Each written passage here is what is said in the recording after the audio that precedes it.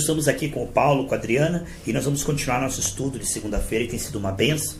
Creio que você que está aí também, doente, ou com problema financeiro na família, ou com problemas espirituais, e quando você ouve essa mensagem, Deus vai operar na sua vida, em nome de Jesus. Nós vamos começar aqui no livro de Mateus, capítulo 20, versículo 28. Porque até o Filho do Homem não veio para ser servido, mas para servir e dar a sua vida para salvar muita gente. Maravilha. Olha só. O Paulo leu ali que Jesus não veio para ser servido, mas para servir. Nós temos uma ideia de fazer a obra de Deus. Eu vou fazer coisas boas para ter crédito diante de Deus. Boas obras, né? Para ter mérito. Aqui Jesus mostra que primeiro nós precisamos receber, para depois, com aquilo que nós recebemos, nós possamos servir. Porque nessa nova vida, os recursos vêm dele. Primeiro precisamos receber para depois podermos desempenhar. Ele não nos chama para nós servirmos nossas próprias custas, no nosso próprio entendimento e força. Muitas pessoas dizem, toma de mártir, né? Porque eu estou fazendo a vontade de Deus, eu estou me esforçando. Não, esse esforço não vale nada. Aquilo que Deus produz em nós, depois ele produz através de nós. Eu queria que o Paulo lesse para nós, por favor, Paulo. Romanos, capítulo 5, por favor, Paulo. O versículo 17, para nós darmos continuidade ao que nós estávamos falando semana passada, sobre esse tomar a graça, porque há muitos evangelhos por aí que dizem, Paulo, que a pessoa vai ser aceita pelo dinheiro que ela der. Né? Ou pelas boas obras, para com a igreja. Isso vai contando pontos celestiais. Se você frequenta o culto, 2 pontos. Se você trabalha na cantina, mais 3 pontos. Se você devolve o dízimo, mais 4 10 pontos. Né? Entende, Paulo? E aí a pessoa tem uma meritocracia, uma ideia de conforme ela fez, ela merece de Deus. Não, Deus tem a obrigação de Tem. Cobre de Deus, alguns pastores falam. Você vai na igreja e daí quem faz isso, eles enobrecem essa pessoa. Chamam lá na frente, eles enobrecem, e o coitado que não fez nada lá diz, e eu não faço nada, daí ele começa a achar que tem que fazer também. Né? Ele é uma sub-raça, ele é a plebe. É que na verdade, quando a pessoa vai para a igreja, esse é um grande problema. Tudo que o pastor falar, ele transfere como se também Deus pensa assim. Uma igreja dizia assim, os que dão dízimo, venham à frente. Fique em pé, isso. Fique em pé, você que é dizimista, que eu vou orar pelos dizimistas. Não, e vem aqui na frente. Quer dizer, e o resto? O resto tá com o devorador. Virou o resto? Tá com o devorador nele. Aí, Paulo, taca o devorador nele até ele se arrepender. Olha só, essa ideia que você chega na igreja, quando o pastor fala algo e a pessoa é novo, ele pensa, se o pastor está me elogiando, eu estou no caminho certo. Porque se ele está me homenageando para as minhas boas obras, Deus também está feliz, porque o pastor é assim com Deus e pensa igualzinho o pastor. Se eu estou ajudando e a igreja está me homenageando, eu tenho um céu garantido, pode ter certeza. O Cunha pensou isso também, mas não deu certo, né? Foi para cadeia. Eu me contei para você, Paulo, algumas semanas atrás, que eu fui conversar com uma senhorinha de 90 anos, mais ou menos, ou mais, e perguntei para ela se ela morresse naquele dia, ela tinha certeza que ia para o céu. E ela foi para a igreja quando ela era criança, tinha parece que 7, 8 anos. Então ela tinha 80 e poucos anos de igreja. 80 e poucos anos de igreja, imagine quantas reuniões aquela mulher participou. É muita coisa. 80 anos de igreja. E eu perguntei para ela, se ela morresse hoje, só tem certeza que ia para o céu? Ela falou, se eu não for, é muita sacanagem. Depois de todo o bem que eu já fiz, todas as minhas boas obras. Eu falei, mas ninguém é salvo pelas obras, é crendo em Cristo. Não, eu creio também, mas as minhas boas obras Deus está vendo, né? Então, quer dizer, ela ficou, Paulo, 80 anos na igreja e não entendeu. Que diz Efésios 2:8, que nós não somos salvos pelas obras, nós somos salvos pela graça através da fé. Aonde que entra as obras? Nós vamos falar sobre isso. Não entra na salvação, entra como efeito e resultado da salvação. Deus salva, muda o nosso coração, coloca em nós o Espírito Santo e começa a mudar nossas obras. Isso. Nós fazemos obras não pensando em salvação, nós fazemos obras porque já recebemos. E aí, com gratidão e recompensa, produzimos fruto. Sim. E isso tem galardão diante de Deus, mas não para salvação, não é computado para salvação. As boas obras que nós fazemos terá recompensa de Deus, mas a salvação é pelo sangue de Jesus e nada mais. Se você acrescentar qualquer coisa ao sangue de Jesus, você perde a salvação. Romanos 9, do 20 ao 22, que Israel, ao invés de aceitar Jesus como seu Salvador, quiseram ser salvos pelas obras, por isso perderam a salvação. Todos aqueles que estão lutando para ser salvos, eles não serão salvos. Sabe aquela pessoa que ele pensa assim, eu vou morrer, e quando chega lá, São Pedro tem um computador, né? E aí tem uma balança, minhas boas obras estão aqui, as minhas obras estão aqui da outra ponta da balança. Se minhas boas obras pesarem mais, eu estou salvo. Mas se as minhas más obras pesarem mais, abrem um alçapão, a pessoa vai para o inferno. As pessoas, de um modo geral, o brasileiro ele é muito religioso.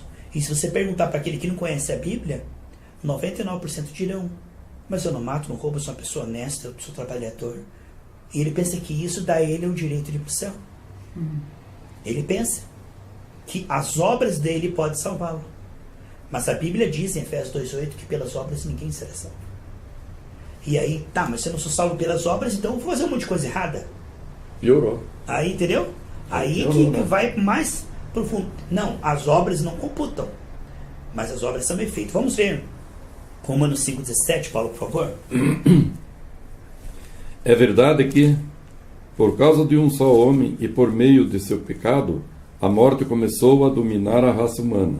Mas o resultado do que foi feito por um só homem, Jesus Cristo, é muito maior. E todos aqueles que Deus aceita e que recebem como presente a sua imensa graça, reinarão na nova vida por meio de Cristo. Então, você vai reinar em vida. Vai ser rei, sacerdote. Vai ter domínio. Se você receber a abundância da graça e o dom da justiça. Então, o primeiro versículo que Paulo leu lá é o seguinte: eu não vim para ser servido de Jesus, mas para servir. E aqui ele diz o que ele nos serve, Paulo. O que é que ele nos dá para que nós possamos viver? Ele dá o dom da justiça e a abundância da graça. A abundância da graça é o Espírito Santo nos dá sabedoria, nos dá força, nos dá ânimo para trabalhar, para ser honesto, para falar, para se relacionar. Se a abundância da graça é o Espírito Santo. O dom da justiça é o seguinte: dom quer dizer presente, gift, presente. Dom da justiça é o seguinte: é um presente que Deus dá de declarar você, Paulo, sem culpa, salvo, perdoado, merecedor de todas as bênçãos e morar no céu, porque você colocou a tua fé em Jesus. Você colocou a tua fé em Jesus, Deus te declara salvo. É um presente que Deus dá se você colocar a tua dependência. Aquele sangue que foi derramado lá paga pelos meus pecados. Eu não consigo pagar, eu não consigo mudar, mas aquele Jesus lá me salvou. Quando você crê que Ele te salvou, o espírito de obediência entre você começa a mudar você. E continua. Enquanto você confia em Cristo, continua. Então, muitas pessoas, se você falar em salvação, ela atrela a salvação com obras e desempenho. Você tem certeza que se morresse hoje seria salvo? Ah, hoje eu não sei, eu errei bastante, eu falei, mas semana passada se eu morresse, eu subi. Entendeu? Ele está sempre colocando... em cima do muro. PSDB. E sempre, vamos dizer assim, indeciso. Por quê? Porque a salvação dele depende do seu desempenho. E se a minha salvação depende do meu desempenho, eu estou numa areia movediça, porque o meu desempenho quase sempre é abaixo da palavra. Se eu ler a palavra de Deus assim, ó, amará o seu Deus de todo o teu coração. Quanto é, desde que eu levantei a mão e recebi Jesus até hoje, eu amei a Deus de todo o coração? Não amei. A gente está amando cada vez mais, é um processo. Mas como Deus merece, nenhum de nós ama. A gente é muito precário nisso. Só nesse versículo, Paulo, já estou derrotado. Se fosse pelo desempenho. Outro versículo. Ama o teu inimigo. Né? Ama o teu inimigo como a ti mesmo. Não amo. Ama o teu inimigo como eu te amo, Jesus. Você sabe, Jesus chega para você, Paulo, e fala assim: Paulo, eu vou te pedir uma coisa só.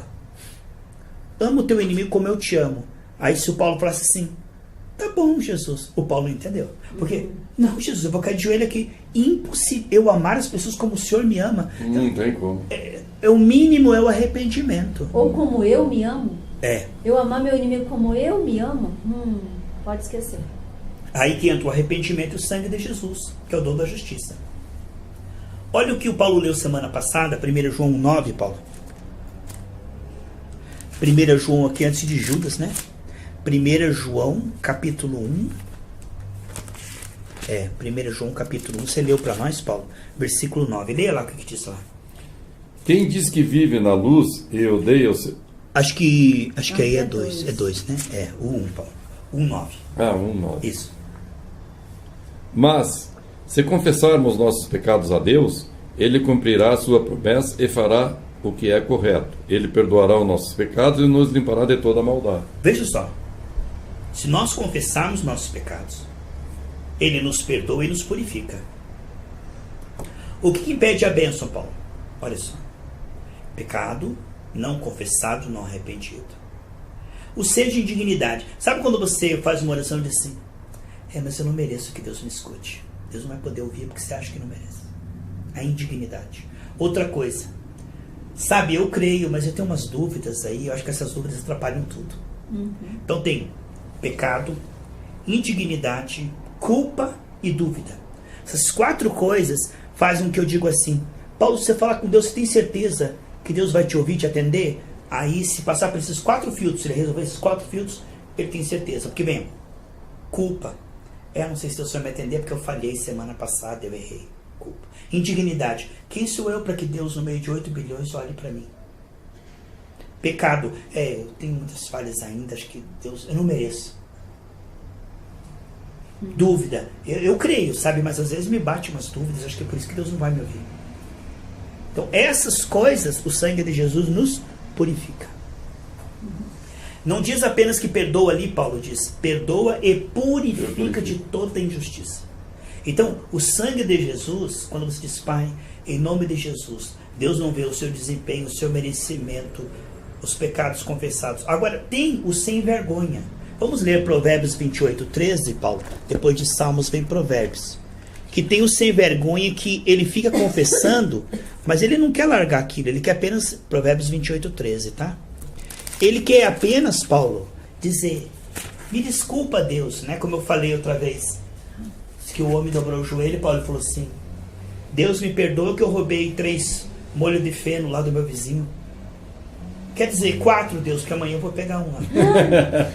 Amanhã eu vou pegar o último que eu disse. Já estou eliminando, que aí não precisa pedir perdão, né? Quer dizer, isso é brincar com Deus, né? Então, o arrependimento, há uma diferença entre confissão de pecado e arrependimento. Às vezes a pessoa brinca com Deus, ela pede perdão, mas ela não está disposta a largar aquilo. Pois é, como a gente fala com o filho, olha, não faça mais esse ato que você fez. Me tal. Desculpa, não vou pai. fazer mais. Pai. Me desculpa, eu não vou fazer mais. No outro dia está fazendo de novo. Você fica nervoso, fica bravo com o filho, pô, não cumpre. É a mesma coisa com Deus. Sim. Você vai dizer, não, pai, não vou fazer mais. Amanhã está lá fazendo de novo. Pô. Agora, há uma diferença entre nós que somos humanos e Deus. Porque Deus, ele vai vendo a intenção do coração. Porque às vezes a pessoa falhou, não foi por ser vergonhice, é por hábito, fraqueza ou vício. A pessoa faz aquilo, mas lá no fundo, desde que ela falou para você não vou fazer mais, já começou um arrependimento. Tá. E ela já fez com tristeza. Antigamente ela fazia dando risada, agora ela faz dizendo, eu preciso parar. Já está num processo de arrependimento. Isso para Deus é válido. Porque Deus não olha só a nossa atitude, Paulo, Ele olha o coração. Há coisas que eu e você fazíamos dando risada e eu disse, Senhor, me ajude a parar com isso. Isso é arrependimento. Eu não parei ainda, mas meu coração quer parar. Esse já é um começo precioso. Porque se eu não quiser parar, eu vou hipócrita, eu peço perdão, mas eu quero continuar. Aí não é arrependimento. Aquilo que eu peço perdão e continuo sem arrependimento, não tem perdão. Mas aquilo que eu peço perdão e digo, Senhor, me ajuda a parar com isso, ele se torna responsável e às vezes pode demorar um processo. Entre você pedir perdão e parar com algo que está acostumado, tem um processo. Mas durante esse processo, Deus computa perdão. Porque ele não vai ver que você está errando, ele vai ver que você quer parar. Isso já é o que o Paulo vai ler para nós, Provérbios 28:13. Quem tenta esconder os seus pecados não terá sucesso na vida. Mas Deus tem misericórdia de quem confessa os seus pecados e os abandona. Então aquele que esconde... Hoje a sociedade é o seguinte.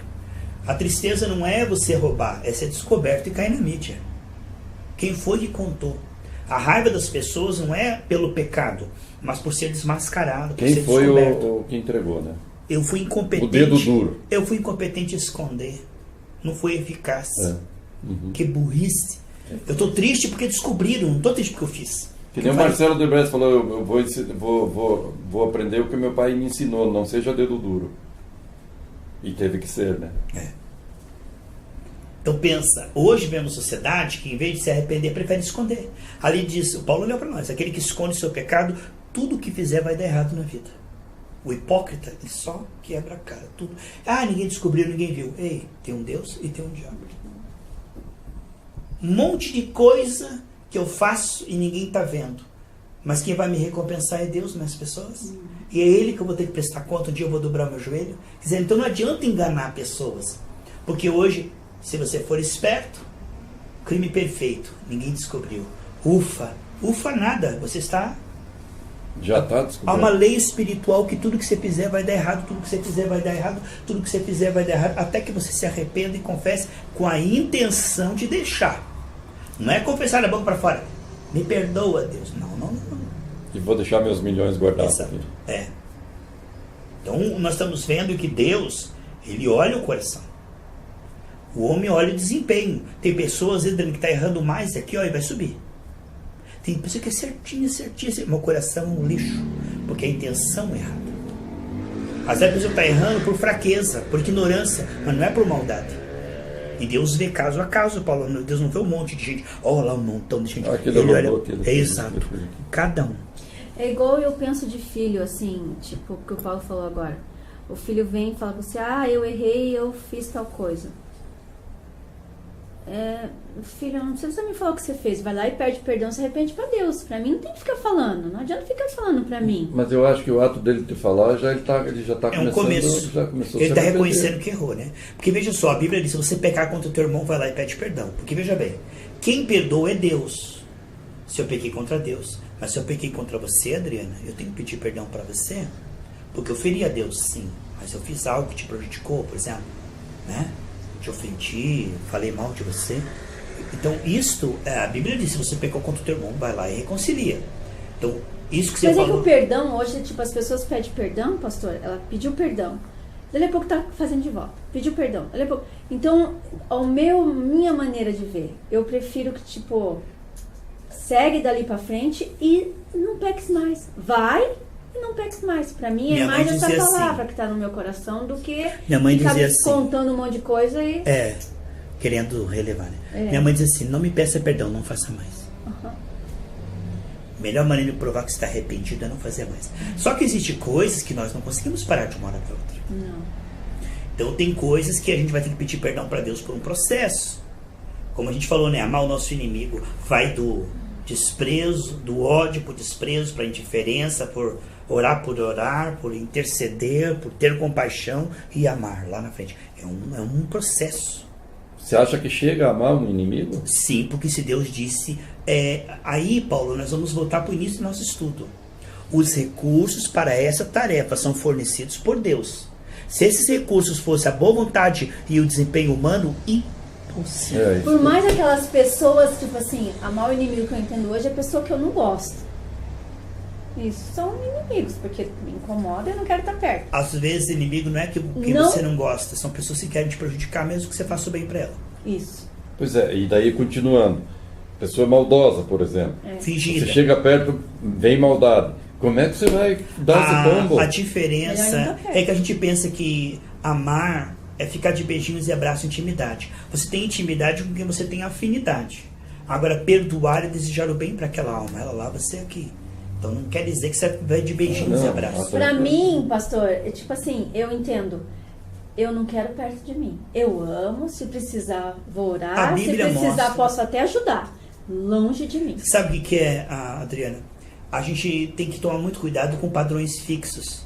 Padrões fixos a gente cria assim, na nossa mentalidade, um modus operandi.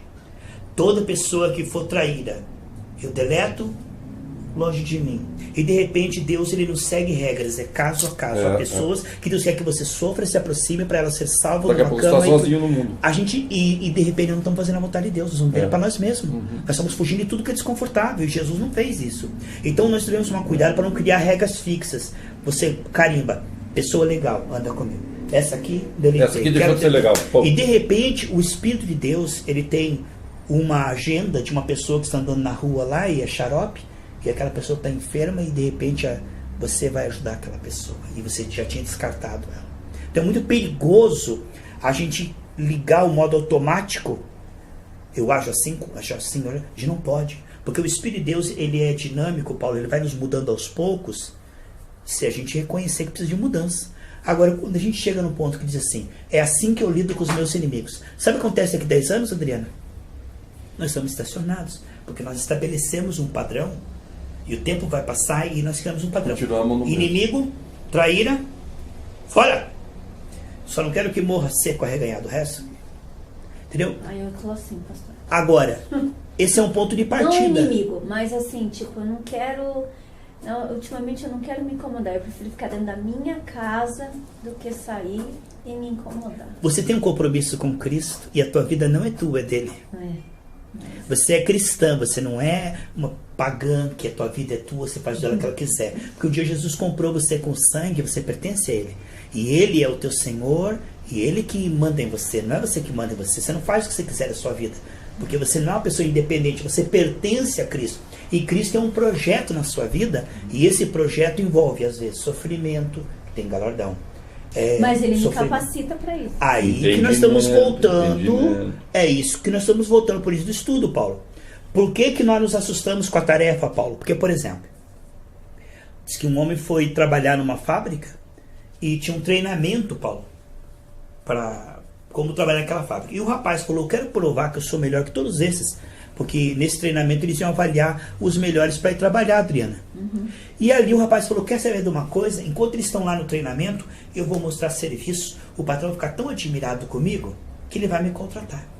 Porque enquanto os outros estão lá parados, eu estou fazendo uma coisa. E aí ele viu um caminhão e tinha uns tonéis grandes assim, tipo essas tubulações aí de cimento que eles fazem esgoto. E ele pegou, colocou uma rampa de madeira, pegou ali e rolou, colocou uma cunha, conseguiu colocar um em cima. Nossa. Depois pegou, virou, colocou uma cunha, suou, torceu a coluna. Você foi. Ele falou, eu precisava do emprego, mas eu estou indo para casa. Eu não vou poder. É demais para mim. O rapaz falou assim, cara, o que você está falando? Nós estamos tendo treinamento aqui. Não, eu fui lá, eu coloquei 2. Eu falei, não, o treinamento é o seguinte, você aperta esse botão, vem um guincho. Você aperta aqui, entendeu? Quando você não conhece o poder que está disponibilizado, os recursos, você se assusta com esse negócio. Por quê? Porque aos homens amar os seus inimigos é inviável, é impossível. E Deus não vem para você e para mim e diz assim, ô Paulo, se vira. Você recebeu Jesus no coração? A partir de agora, meu amigo, ó. Vai que é tua, Tafarel. Agora se vira, tem isso. E também isso, você não pode mais. Não pode. Você vai para o inferno. Então, se a vida cristã fosse jogar um monte de lei em cima do Paulo, e agora o Paulo se virar dentro de sua condição, a sua estrutura, a sua capacidade, não tem condição. Isso seria o caos. É que nem entregar os apetrechos de médico e dizer, olha, vai lá e corta, faça a cirurgia faça o que quiser. Com boa vontade, vai lá e corta aquele coração. Isso não, então, o problema da vida cristã, Adriana, é que muitos dizem o que você tem que fazer, mas não diz como. O segredo está no como. É o que a gente está aprendendo agora. Exatamente. O Paulo leu, os que recebem a abundância da graça e do dom da justiça reinarão em vida. Depois ele leu lá, antes para nós lá, o Filho do Homem não veio para ser servido. Se eu pegar isso aqui, Paulo, lê. Tá. É isso que o senhor quer? Tá bom, eu vou fazer então. Eu tô louco da cabeça.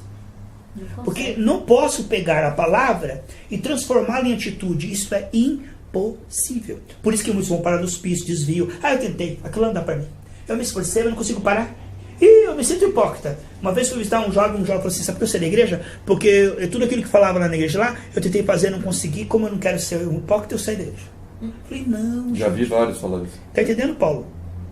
Agora, quando nós compreendemos os recursos, aí nós entendemos que nós não temos que fazer. Será concedido um poder que quando compreendemos esse poder, será milagroso, porque o perdão, ele não é o resultado de uma boa vontade. O perdão, ele é um milagre, porque o homem caído não consegue isso. Se ele tentar, ele vai se esforçar e fingir, mas amar mesmo é um milagre. É um fruto que Deus gera. Vamos ver 2 Coríntios. Por isso que muita gente, Paulo, está sofrendo na vida cristã, porque ou escondem Paulo, ou se esforçam. 2 Coríntios capítulo 10, isso, versículo 3, Paulo, por favor, até o 5. Então isso é muito maravilhoso. Se eu, você, Paulo, Adriana e os irmãos que estão ouvindo aqui entendessem que a vida cristã é o seguinte. Muitos falam assim, sabe, você perguntar para uma pessoa de português, qual o contrário de desobediência? Professor de português, qual o contrário de desobediência? Obediência. Não. Aí é que está o equívoco. Obediência na carne não é obediência, é uma tentativa de obediência. O contrário de desobediência é arrependimento. Senhor, me perdoa, me ajuda. Aí está. Eu não me volto a um desempenho melhor.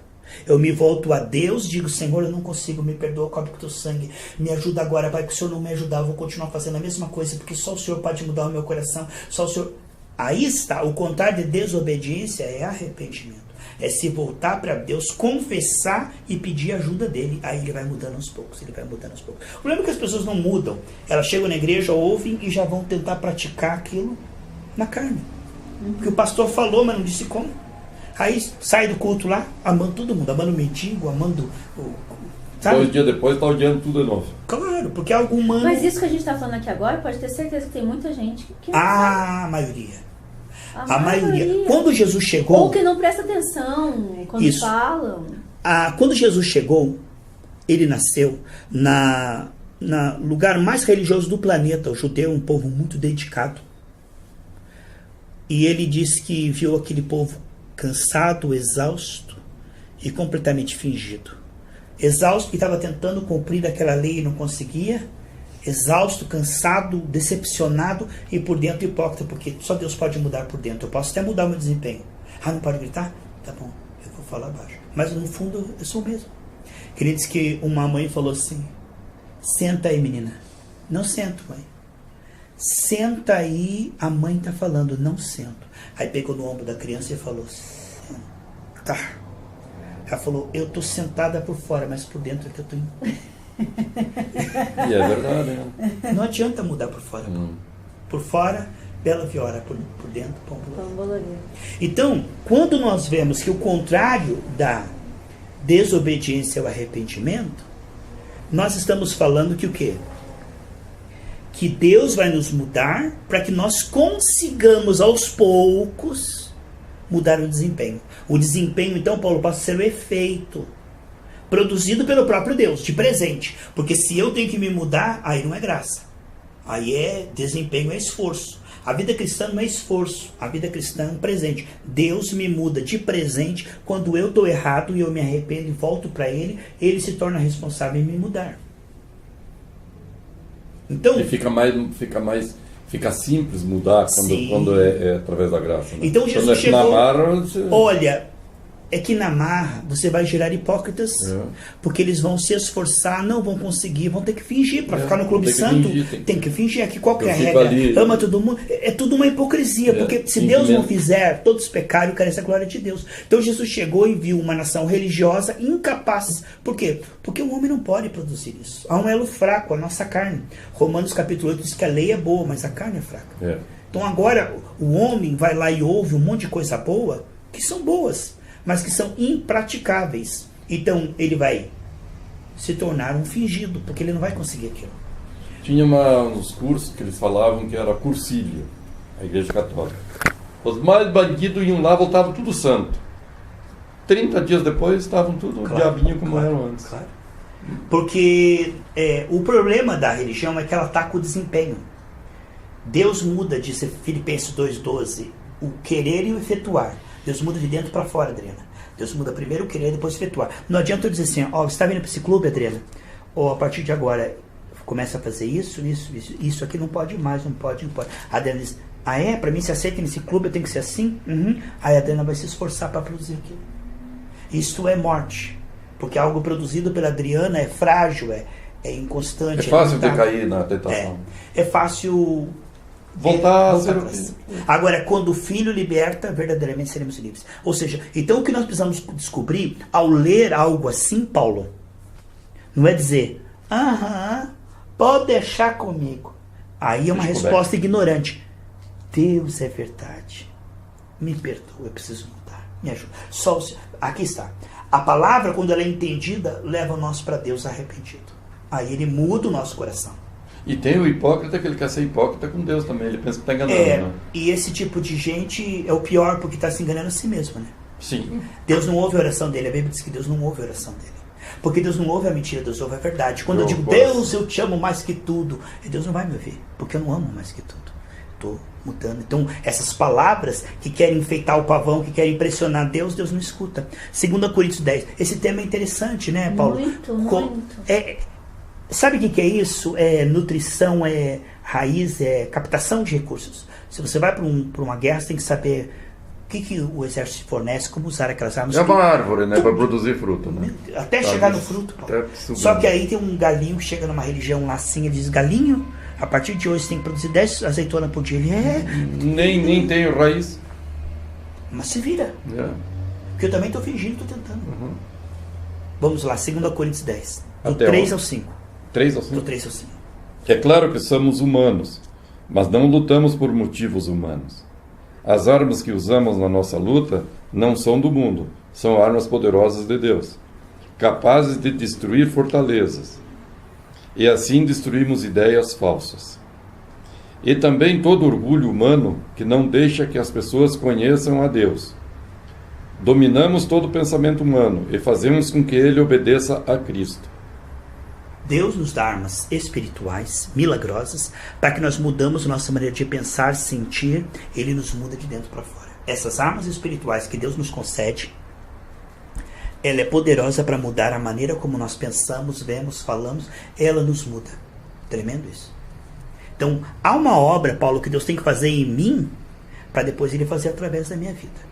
E aí, qualquer evangelho, Gálatas capítulo 1, Paulo, você está em 2 Coríntios, né?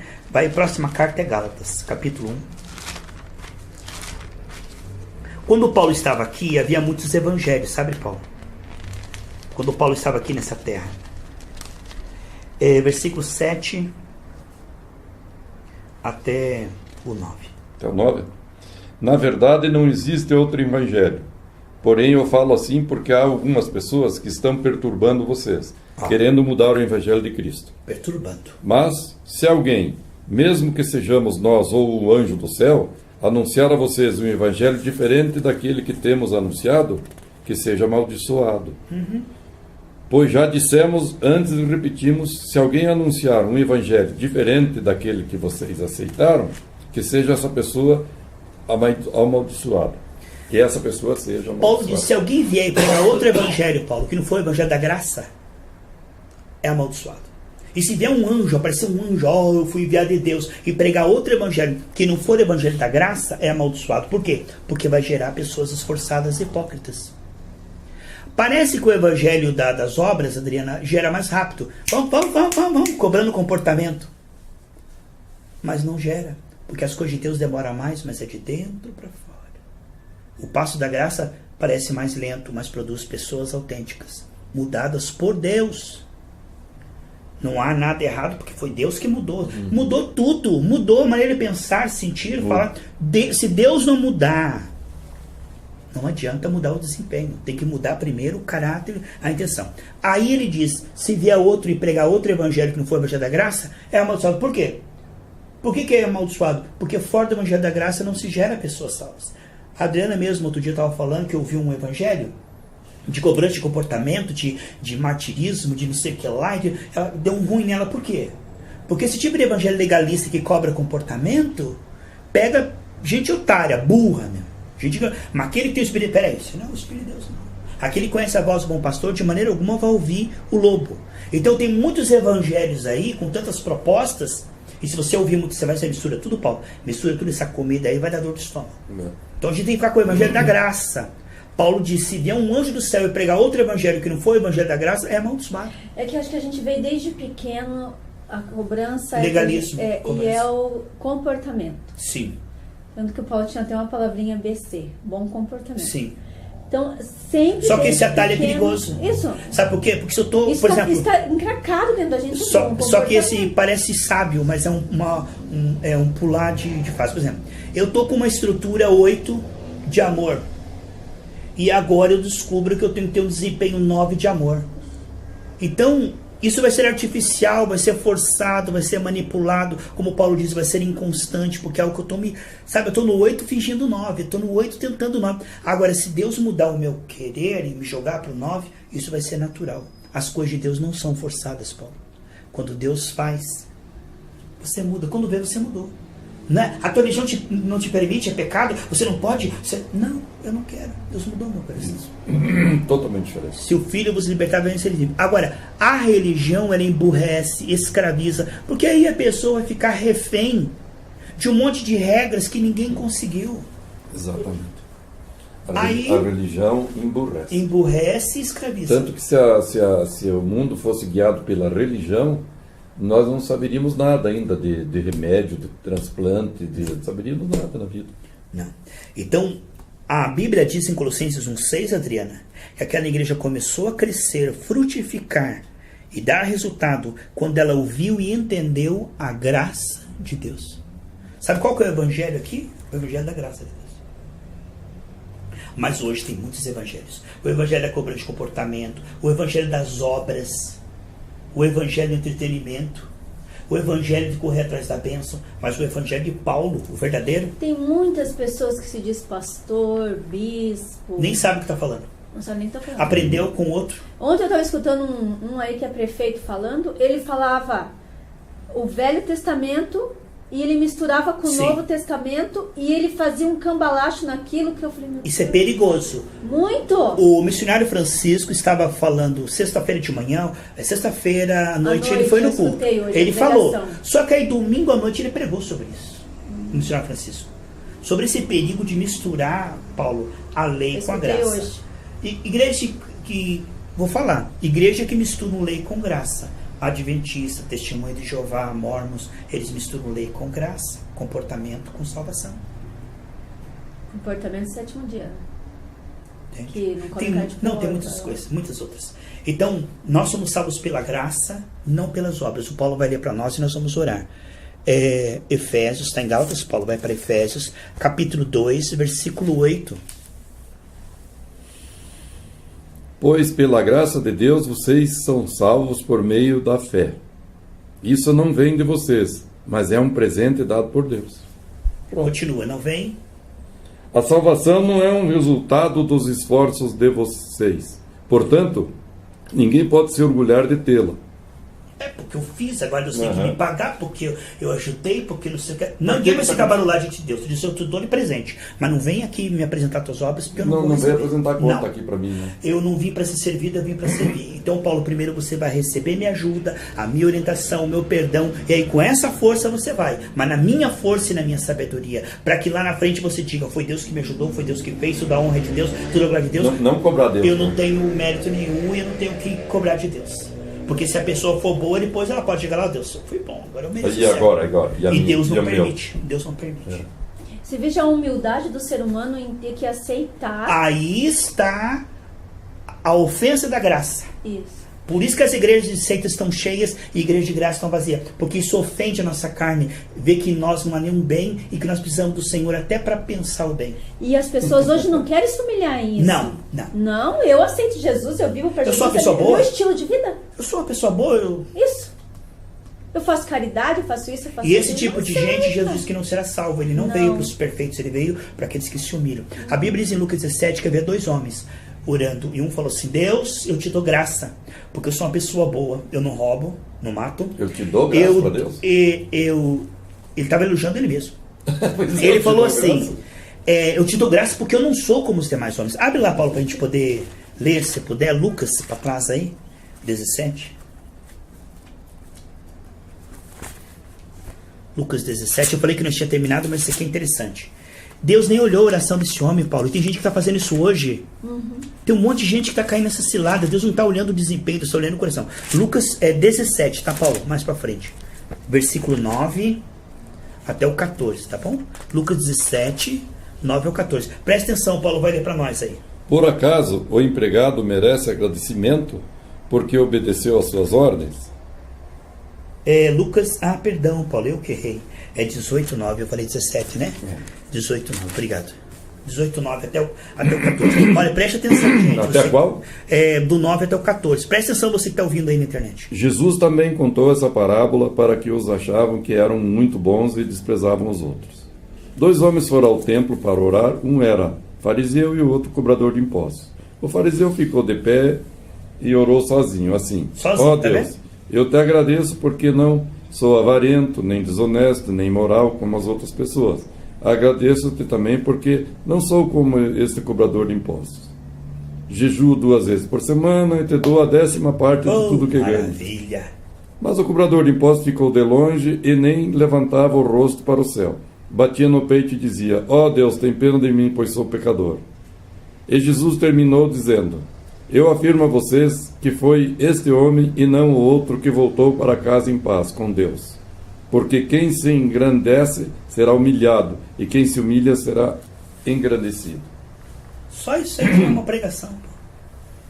Tantas pessoas otário, querendo ter mérito de crédito diante de Deus pelo desempenho, e o outro lá, Senhor, eu não mereço nem levantar meus olhos, eu sou uma pessoa que não mereço nem estar aqui na igreja, cobre com o teu sangue, meu Deus, como eu preciso da tua ajuda. Esse precisou do sangue. Lembra que o Paulo leu Romanos 27, os que tomarem a abundância da graça e o dom da justiça? Esse precisou do sangue, esse precisou do Espírito Santo, esse precisou do perdão de Deus, esse precisou da ajuda de Deus. O outro não precisava de nada. Ele era uma pessoa boa, estava fazendo tudo certo, uma pessoa maravilhosa. É o fera.